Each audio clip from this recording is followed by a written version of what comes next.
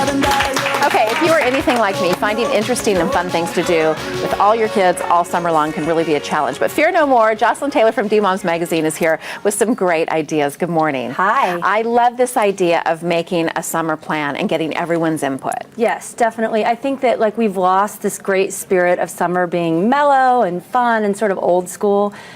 Because we're constantly shuttling them around, just like in the school year, to a bazillion camps and play dates. And the kids want to have that feeling of freedom.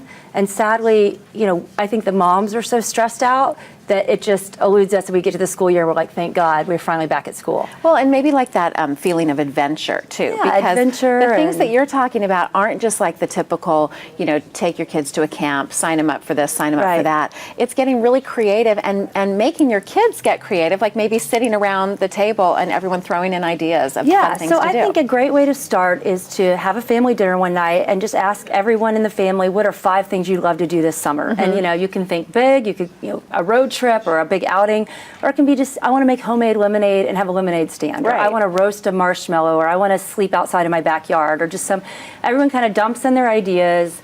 You can make a big list, and then on the D-Moms website, we made these fun little so cute. summer passports. And part of this, too, is the idea that your kid is going to say, I'm bored a million times this summer, and especially if you're a mom that's at home. And I remember my mom was just like, I'm counting the days for summer to be over. Right. So the list should have some things that you're not involved in at all.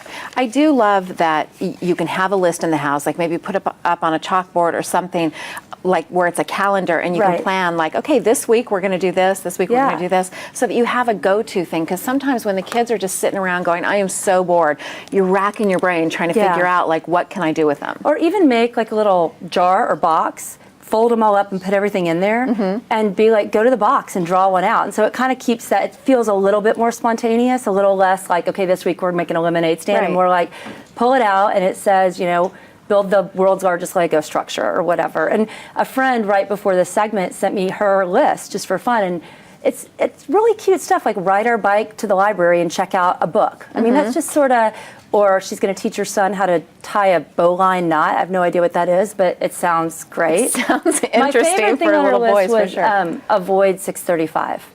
I was like, okay, I'm down with that all year round.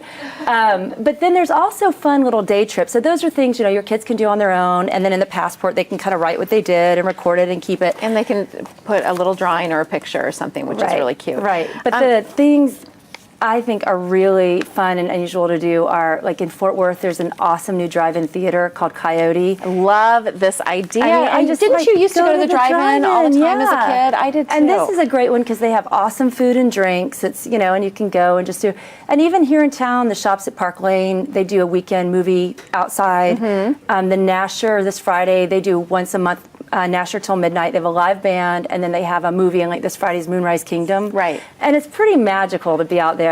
And then there's just take your mosquito spray. Yeah, mosquito spray, lots of water. And then there's really fun day trips to, there's a place called Edom, E-D-O-M. It's about an hour and a half east of here, where you can go pick blueberries at this big family blueberry farm. And it's pretty fun stuff. I mean, you go in, you grab your basket, you just kind of meander through. You can eat them off the bush, and then they weigh them. And you go home with a ton of blueberries. Take them home, and then everybody pitch in the kitchen, make like a blueberry cobbler or something. And you can go to Gainesville, Texas, and pick lavender, which is kind of fun if your trip to Provence got canceled or whatever.